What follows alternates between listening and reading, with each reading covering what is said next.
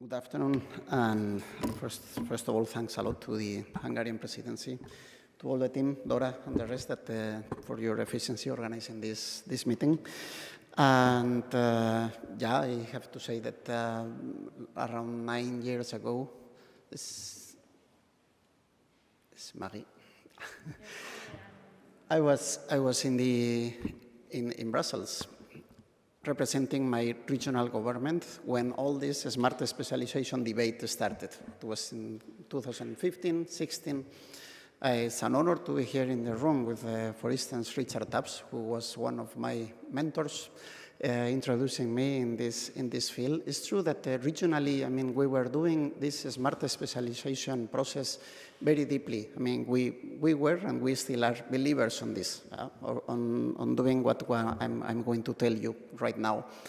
And also as a member of the Committee of the Regions, I was the rapporteur on 2 different reports on the future of the Smart Specialization Strategies. So I was really involved in Brussels when I was representing the government. But 4 years ago, I changed of position in my regional government. So I was not the delegate in Brussels anymore. I became the regional minister of industry. And I'm telling you this because the perspective changed a lot. Changed in the way that one thing, and is very important and is crucial, is to debate about theoretically what the smart specialization is, why do we need it, but when you are in the different position of having the responsibility of implementing the smart specialization strategy, things changed a little bit. Just 30 seconds of introduction about my region, Navarra. It's in the north, it's between Spain and France, the Pyrenees, Atlantic, so it's next to the Basque Country, 670,000 inhabitants. We are a strong innovator region. We are one of the wealthiest from the point of view of economics regions all over the Spain, for instance. But the most important in this case is that we are a very industrial region. So the industry represents the 31% of our GDP. You know, the European Union average is around 18. So it's really, the industry has a big weight on our economy. The exports also. So we, every year, having this population, we export near 11 billion, with 11 billion euros of different goods. Our trade balance is very positive. Imports are nearly 7,000 billion, so we are very dependent on what economy is doing all over the world. Because, as I say, we're a very open economy. Industry, a very open economy. So here's the first point. I mean, the last 4 years has been just or amazing or catastrophic, depending how each of us want to define this. But of course, they have been very changing. Every single year, every single month, if we go to 21, 22nd, were different. And the challenges were changing a lot. 2 years ago, we were, all of us in Europe, talking about the energy pricing rise. You know? It was just incredible what happened when the price of gas was multiplying by 15, for instance, and all the industry was really affected by this, and they were just believing that the end was very close. This is what I call externalities. There are a lot of things that from the regional point of view, a regional government cannot manage. I mean, we have, whether because we don't have competences for it, whether it's because, I mean, there are things that are too large for us, like, for instance, energy prices 2 years ago. But also all related this international trade system that we have. You know, the commercial policy of the European Union really needs to change. I just will put you an example of what happened last year with this, when the President of the Commission, Ursula von der Leyen, in September 23rd, so a little bit more than 1 year, said, relating the wind industry in Europe, that we needed to make the energy transition, but we needed to do it made in Europe, meaning that we need to protect our industry here in Europe. After some months, the European Wind Charter was signed, including different points, skills was one of them, but of course this international environment also needed to be changed. Why, for instance, it's just an example. I will not stop much in this. If you are a promoter, a company that want to set up a wind farm in the United States, in China, in India, in Brazil, in South Africa, wherever you go in the world, they will apply you what they call the local content. This means that, for instance, in the United States, and in China it's almost the same, about 50% of the components that will be inside the wind tower, they must be produced in the country. In the country. So this is not about tariffs. This is another debate. It's about this so-called local content. We in Europe, we are the only continent in which we can place a wind farm of 12 positions, different wind towers, 100% imported from China, let's say. We are the only one. There is no other continent in the world that is doing this. So from the industry perspective. So it's an externality that is very important because the companies doesn't differentiate when they address to you as a regional government or a state or Brussels, okay? But this is externalities, are very important, and we need to know. We need to have this open dialogue with the European Commission, for instance, something that we have with the central state and so on, okay? Externalities. But internally, what can we do as a regional government? Of course, we are a big believers, I tell you, because we have been applying this since 2015 of the EDP, no? The entrepreneurial discovery process. And we do it. We will tell you a little bit later, sorry. But I don't know how many of you have seen this Mel Gibson's movie on what women want. I know how many of you. He has this superpower of knowing, going into the woman brains, and he can know what the women are thinking. It's a comedy, okay? But this, I feel myself as a regional minister, feeling the same about industry, about companies. Because it's very difficult to really get to know what the companies want. It's very difficult, because if you sit all together with them, of course, I mean, there are many companies together, there's some competition between them, by the other hand, and other things, and they won't tell you 100% what they want, what they need. So the process is very well on the paper, but then when you sit down with all the different sectors, it's not that easy. This is like another TV show, Dr. House, perhaps you know this better. It's like everybody, I wouldn't say that everybody lies, but everybody hides something.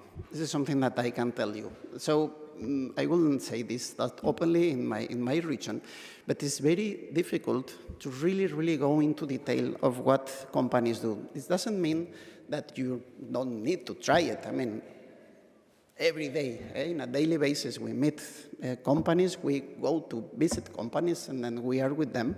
Not only companies, I will tell tech centers, universities, but the EDP is very easy on the paper, but then in the real life, I can tell you they have some challenges.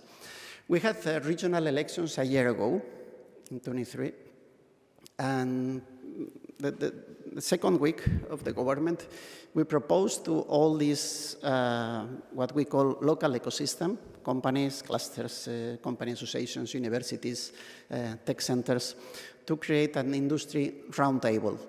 And we already selected a lot of people just to be there. And we proposed to them, okay, we really need to do this EDP process, this entrepreneurial discovery process. So we proposed to them to create 9 working groups.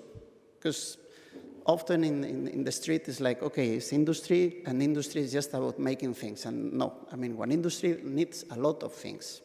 Industry needs a good governance in general, a good smart specialization strategy.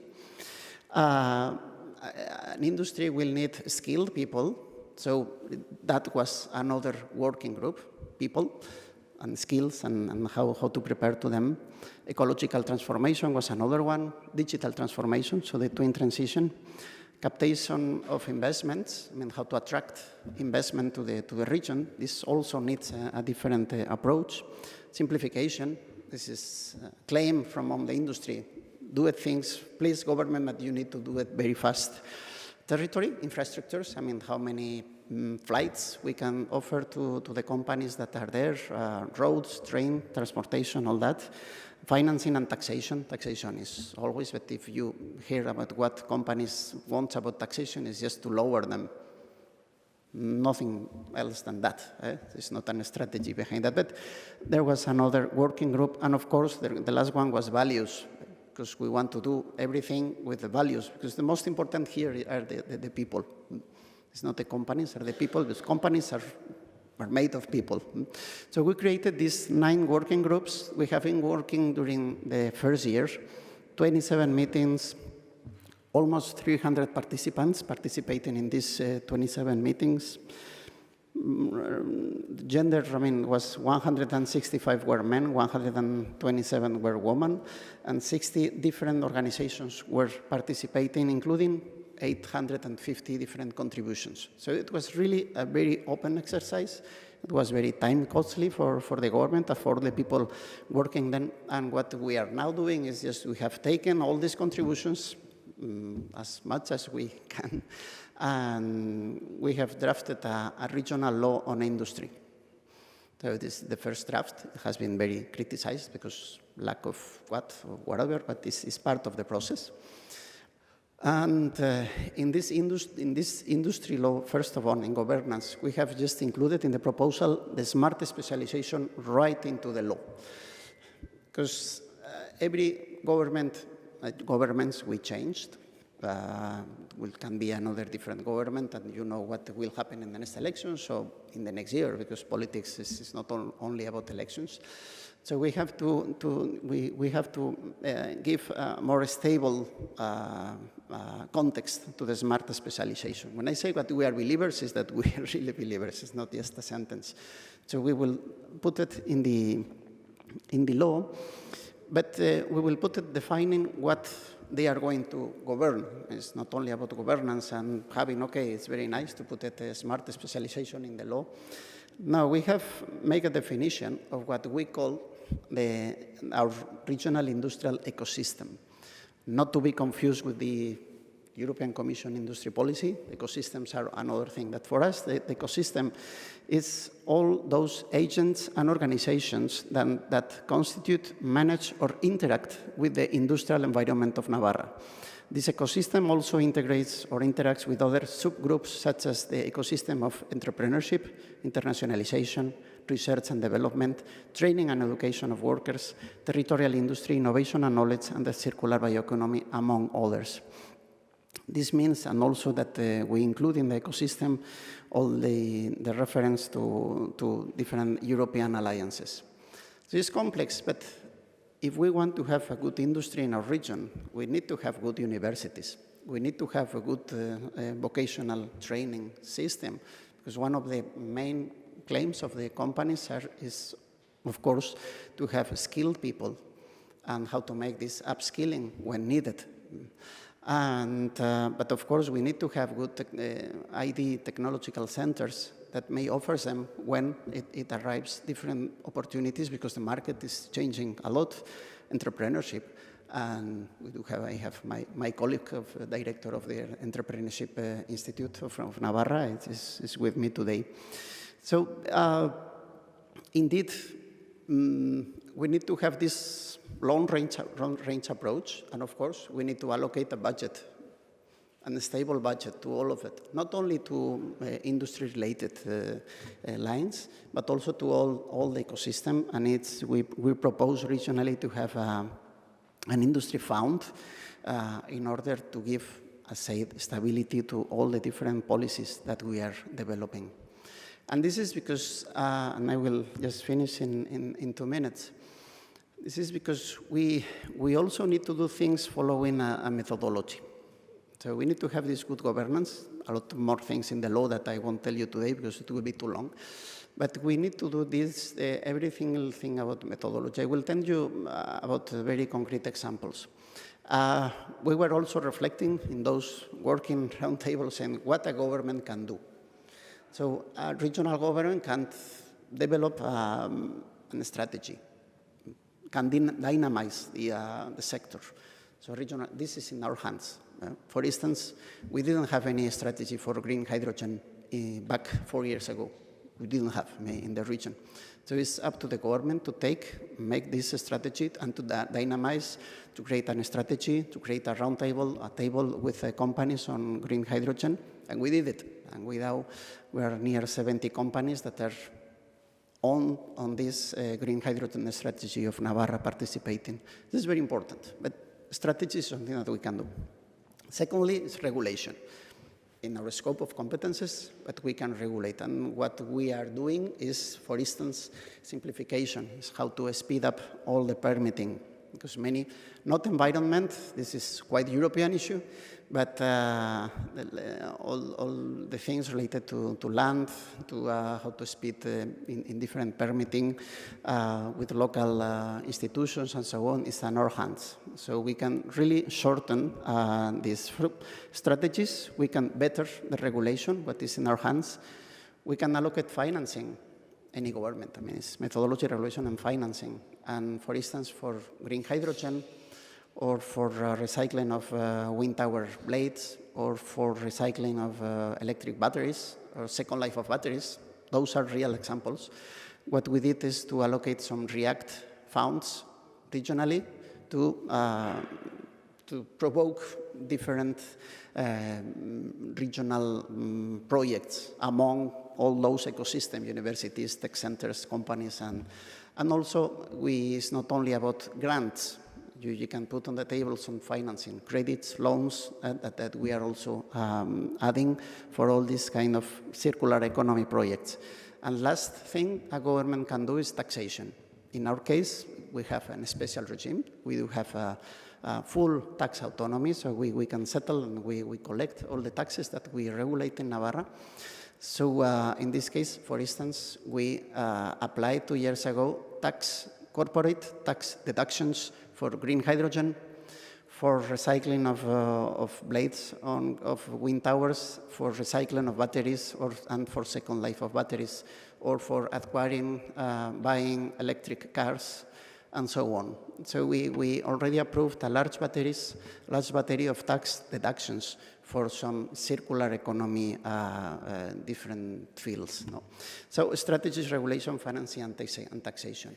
This is the way, for instance, we have got, and I can say this, I'm counting on automotive, but near 2 billion investment in the last 3 years.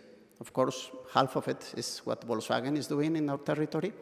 But for instance, if we just count on green hydrogen, the future is there on green hydrogen, but we have already 2 concrete projects going on. It's near 200 million euros just compromised within 2 projects. Green hydrogen needs to demonstrate a lot, but we do have concrete projects going on. We do have an electrolyzer that has been built, a prototype 100% in Navarra by Nordex Electrolyzer. We do have 3 different factories of recycling blades and different components from green towers, and we do have another factory already that is under construction on second life of batteries and recycling of batteries. So these are real examples that you get, first of all, having this vision, what smart specialization gives you. You need to have that vision. You need to have this permanent dialogue with companies, even with all the challenges that I have told you. But we do need to have this vision, this organization, this permanent contact with all the sectors, not only companies, I insist, with what they call this ecosystem. And we need to have also a methodology, something that what happens when a new sector arrives or may arrive to Navarra, and how can we deal with this?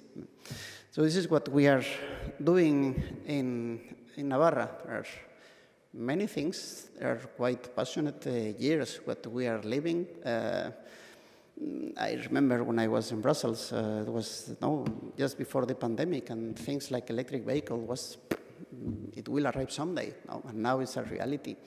And green hydrogen was just 2 or 3 people just in all Brussels just thinking that green hydrogen could be possible. Now we are more.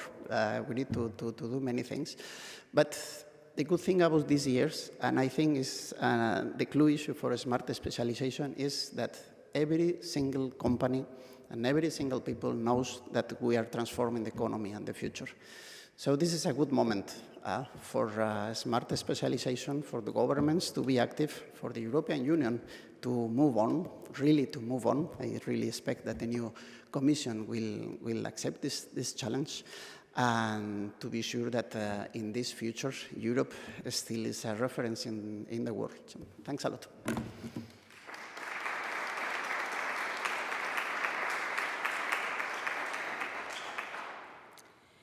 Thank you very much, Minister Irujo.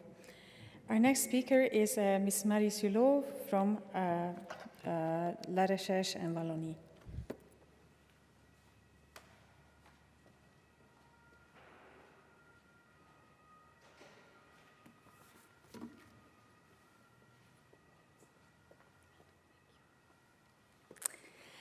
Ladies and gentlemen, good afternoon to you all. First, I will start in a really original manner because I want to warmly thank the Hungarian presidency and in particular the National Research and Development and Innovation Office for the high quality of this day, the organization, the visit of this morning, and the excellent programming. I would like also to thank the representative of the Member States and the European Commission, as well as all the participants who are here today. Your presence clearly indicates the significance of this topic, which is also a priority for Wallonia. As you will see in a few minutes, we have made the smart specialization in our region, Wallonia, in Belgium, in the south of Belgium, the cornerstone of our approach to R&I and economic development. That's why it's an honor for me to have the opportunity to share with you some of our key achievements in terms of implementation at the regional scales and also policy at the European level. But before diving into the specifics, let me first set the stage. So, do you know where is Wallonia? Okay, so Wallonia is a small region situated in the south of Belgium. We are about 6 times smaller than Hungary and about half of its population. At the EU level, Wallonia is considered as a strong innovator with more than 3% of our GDP invest in R&I. However, we are still facing some challenges in transforming knowledge into marketable solutions. Despite we have a strong policy mix, it suffers sometimes of fragmentations, dispersions, and lack of focus. We also work sometimes a lot in silos and miss cross-sectoriality. And finally, we have a strong base of SMEs, but they are not sufficiently involved in the innovation ecosystem. That's why, when the European Commission introduced the Smart Specialization Strategy concept, we embrace it as an opportunity. An opportunity not only to foster economic growth, but also to address societal challenges. As you understand, smart specialization has become the major strategic framework for innovation in Wallonia. To illustrate this, we aim to allocate 75% of our annual budget for research and innovation to the priority sector defined by the strategy. This means that during the 21-27 period, we plan to invest 2.7 billion euro in these strategic areas. To implement this vision, we naturally choose a mission-oriented approach. This approach is designed to tackle complex societal challenges. It involves setting clear goals and aligning science, innovation, and technology with cross-sectorial policy. The objective is to foster cross-sectorial and cross-disciplinarity commitment from stakeholders, driving targeted solutions to both societal and economic issues. In 2021, we began the task of creating this new strategy. In collaboration with stakeholders, we defined 5 strategic innovation areas, which means a huge participative teamwork with the actor of the field to ensure that we were on the right track.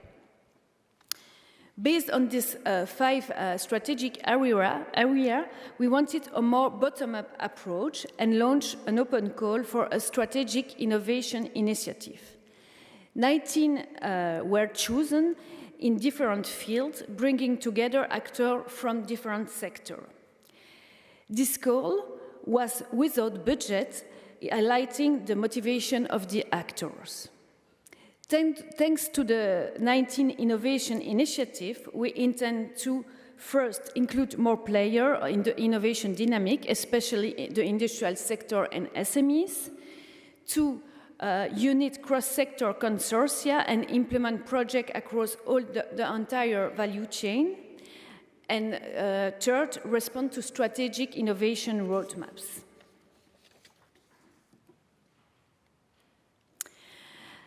As you can see, we have set 4 guiding principles to implement all our actions.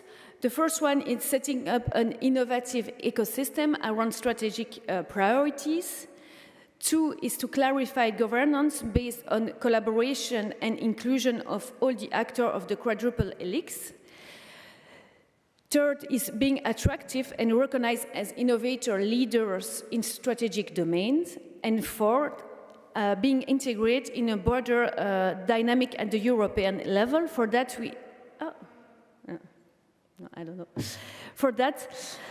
we enhance synergy between Europe and regional policy and are searching for complementarities with other European regions for developing new value chains.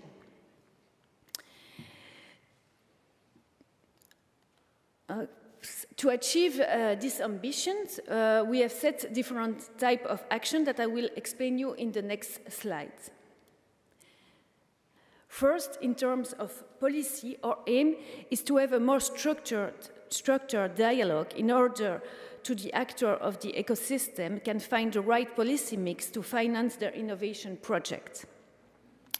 Some programs have already been restructured, and we have, for instance, added a smart specialization criteria in our calls in order to concentrate resources.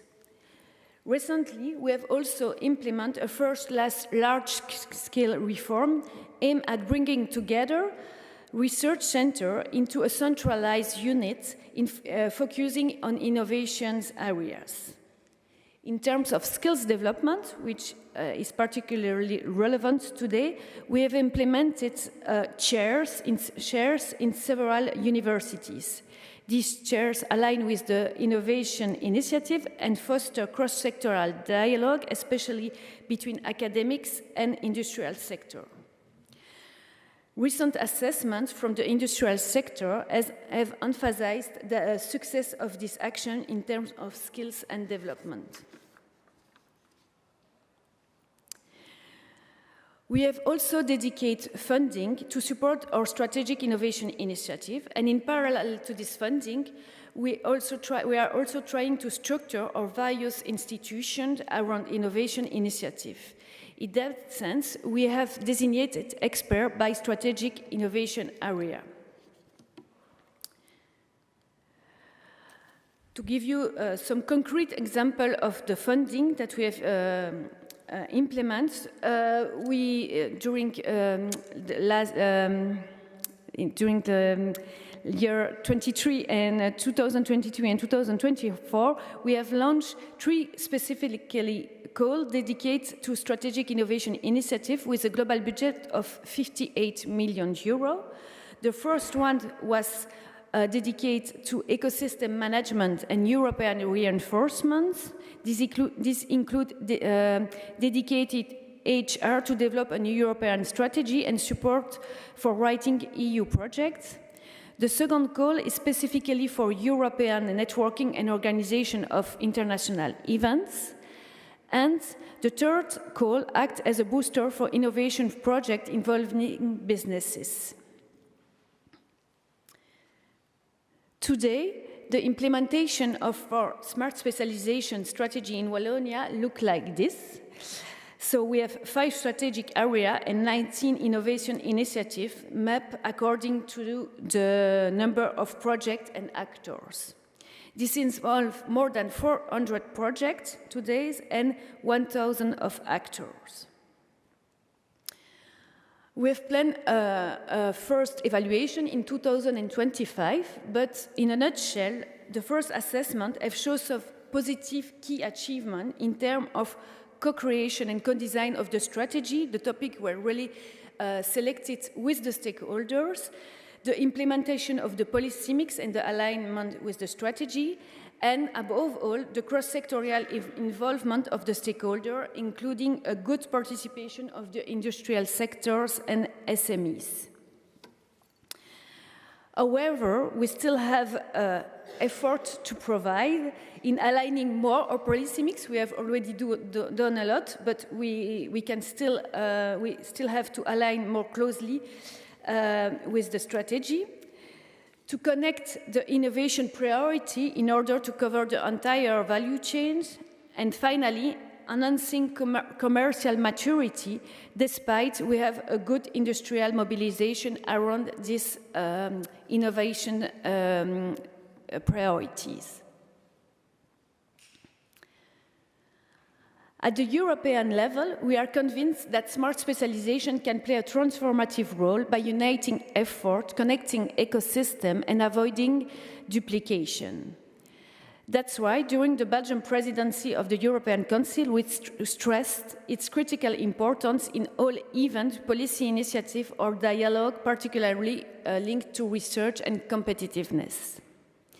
For instance, our commitment was clearly demonstrated in the Council conclusion on knowledge valorization. There, we advocate for aligning policy that supports innovation ecosystem and place-based initiative with smart specialization principles such as skills development and coordination mechanisms for technology infrastructures. Our presidency underscored the necessity of a cohesive and collaborative approach to maximize the impact of innovation policies and ensure sustainable regional development. So finally, thank you for your attention. And if you want to know more about the strategy, don't hesitate to visit us on the web or to come later and ask me questions.